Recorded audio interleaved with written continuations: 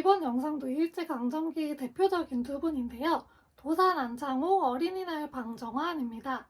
먼저 도산 안창호입니다.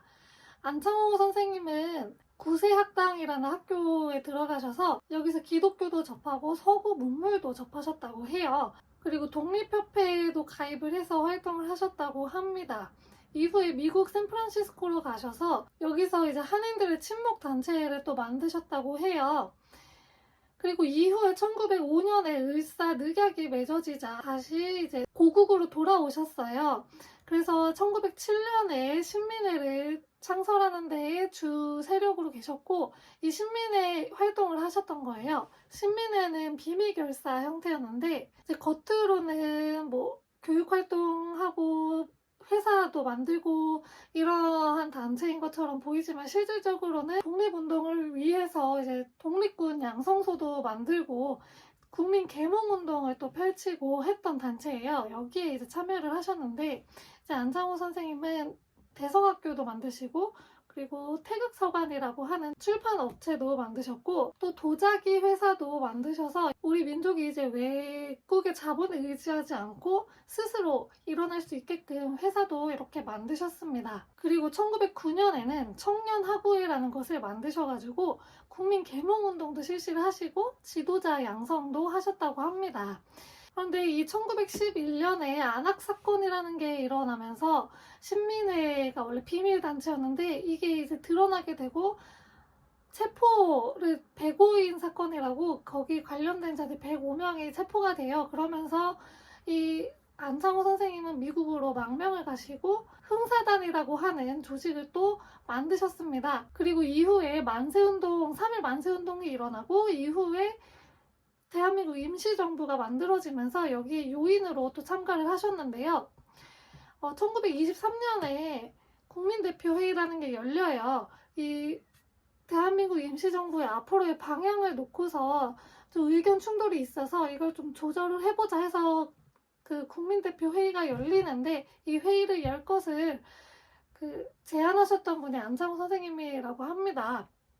근데 이 국민대표회의는 의견 조율이 되지 못하고 결국에는 좀 흐지부지 돼서 많은 분들이 이 대한민국 임시정부에서 이탈을 하시게 되셨습니다. 이후에 이제 윤봉길이 상하이 홍커우 공원에서 폭탄을 던지는 사건이 발생을 하죠. 여기에 관련자로 체포가 되셔서 수감을 하시고, 또 그 이후에 동호회 사건이라는 게 또 터지게 됩니다. 그 수양 동호회라는 단체가 있었는데 이 단체하고 흥사단하고 합치게 되는데, 이 단체가 뭘 하던 단체였냐면 국민 계몽을 하던 단체였어요. 이 안창호 선생님은 국민 계몽에 좀 앞장서셨던 분이시거든요. 그래서 계속 계몽운동을 하시다가 일제한테 발각이 된 사건이 동호회 사건인데, 이 사건으로 체포가 되시고 수감 중에 이제 병에 걸리셔서 그 병 보석으로 또 풀려나셔서 그렇게 남은 여생을 또 지내셨다고 합니다. 자, 다음은 방정환입니다. 방정환은 어린이 하면 딱 떠오르는 사람이 방정환이죠. 이 방정환 선생님 덕분에 어린이에 대한 인식이 굉장히 많이 좋아졌어요. 옛날에는 그 성리학적인 그런 사상 때문에 무조건 어린이는 어른한테 복종해야 되는 그런 좀 이상한 그런 관계가 있었습니다. 그래서 어린이 자체를 존중해주지 않고 심지어 어린이라는 단어조차도 없었던 시절이 있었어요. 그 어린이도 그 자체로 좀 존중받고 인격체잖아요. 사람이잖아요.